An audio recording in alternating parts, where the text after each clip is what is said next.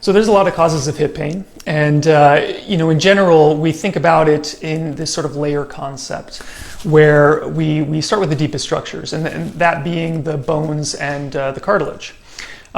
So in the hip joint specifically, we can have arthritis in that area. We can have arthritis involving the spine and our back that's felt over in the hip region, things like that.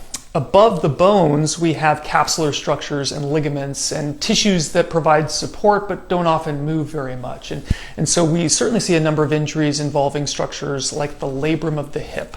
Okay, that can be felt as pain in the groin area. More superficial than that, we find moving structures, contractile elements, things like muscles and tendons.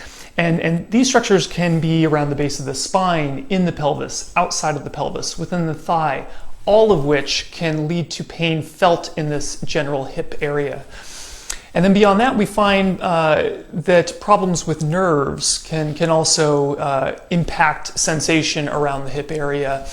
And I think one of the most important concepts to understand is the interplay that can take place between all of these structures. So it's rarely the case that someone has one single source of hip pain. Even with arthritis, we often find other muscles and tendons or soft tissue structures that have become irritated.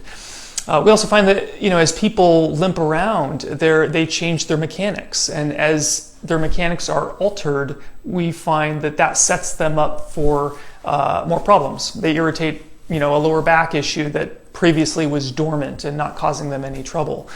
And so there's this big interplay, and I think that's just an important concept. So all these structures can cause hip pain, and they can do so in isolation or together. And that's what we try to solve as providers here is to sort of play detective, sort it out, and then ultimately, of course, address the issue. So if you have ongoing pain or you want to talk more about this issue, please feel free to make an appointment. Come on in. Thanks.